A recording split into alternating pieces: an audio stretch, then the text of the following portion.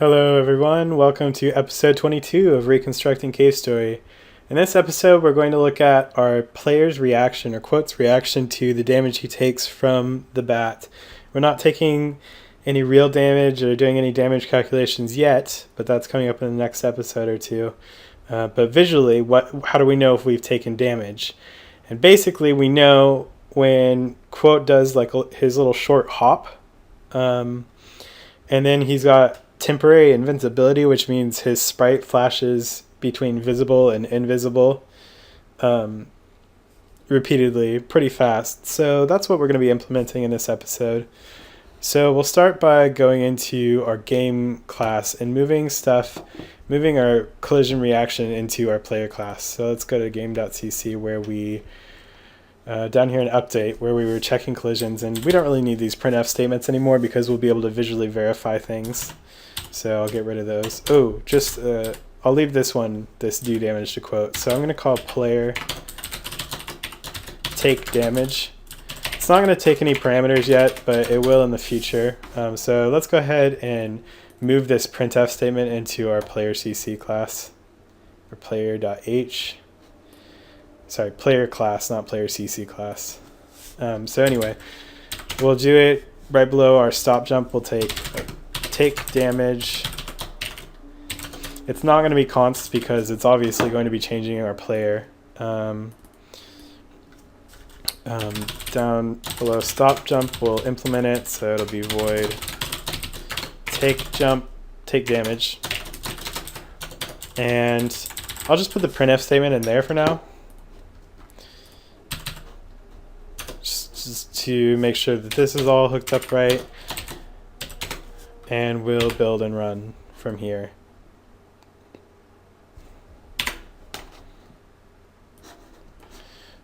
And here's our console. So we'll just go in here and make sure that we're still taking, we're doing damage to Quote, and that's all good. Next, let's implement our short jump. I'll go back up to our constants up here right below our K jump motion. And I'll create another velocity, and it'll just be K short jump speed. And I'm just going to make it equal to our K jump speed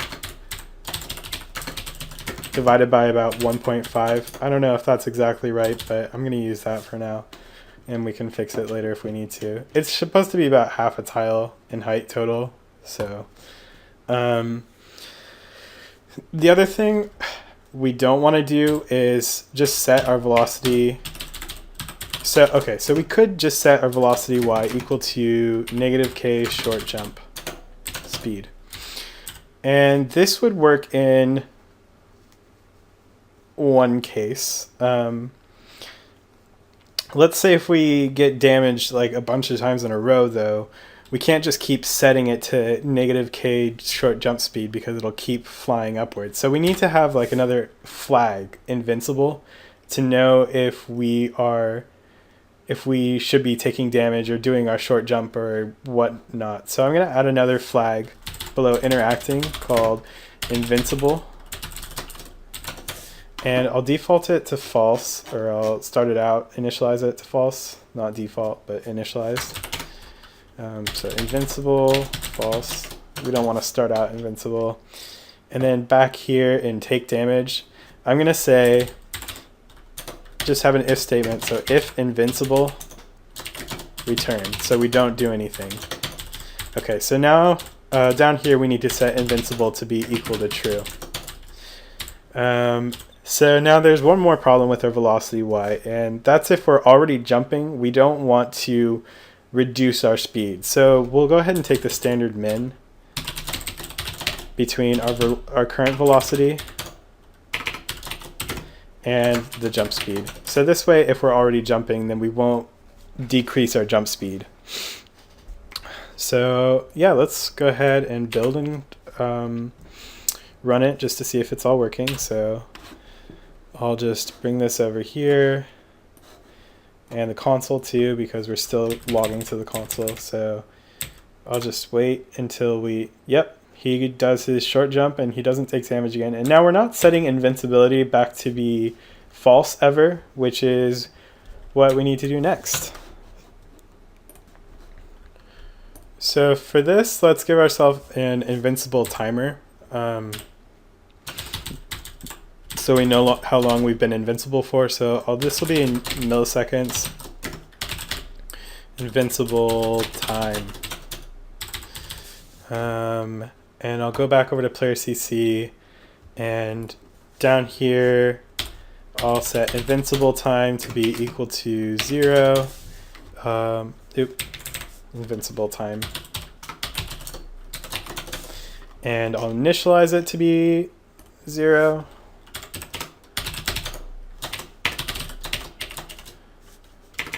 Let me see if I got the ordering right there. So, no, invincible time before invincible.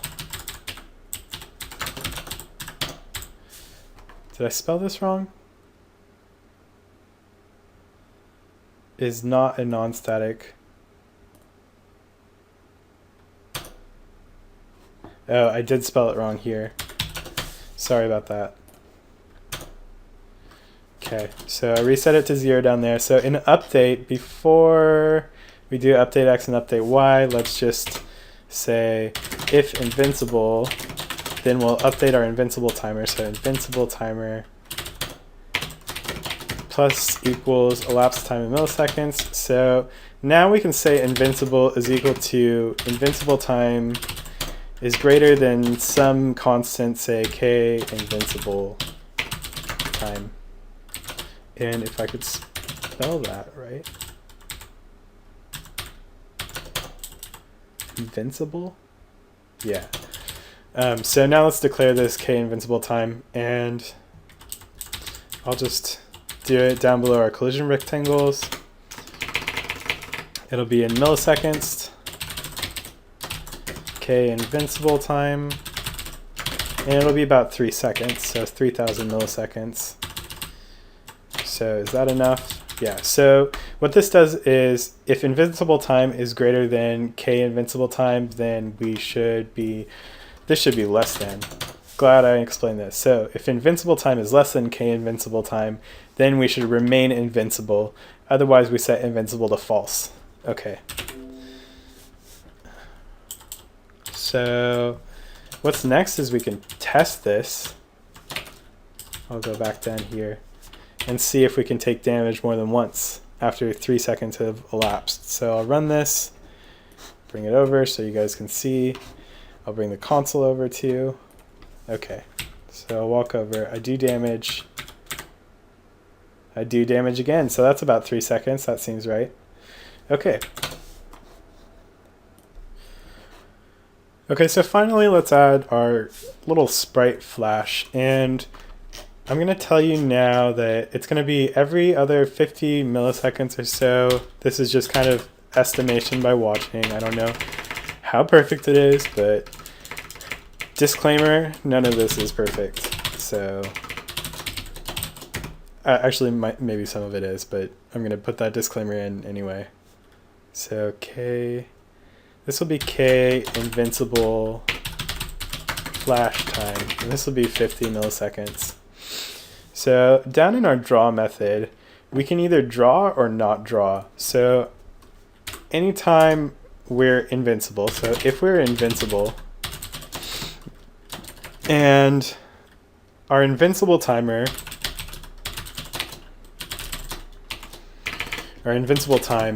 is say every k flash invincible flash time. So I'm just going to finish typing it out and then I'll explain it. So I'll start by explaining this modulo 2 equals 1. Actually, I'll do modulo 2 equals 0 so it's easier. So what this is saying is we are going to be doing,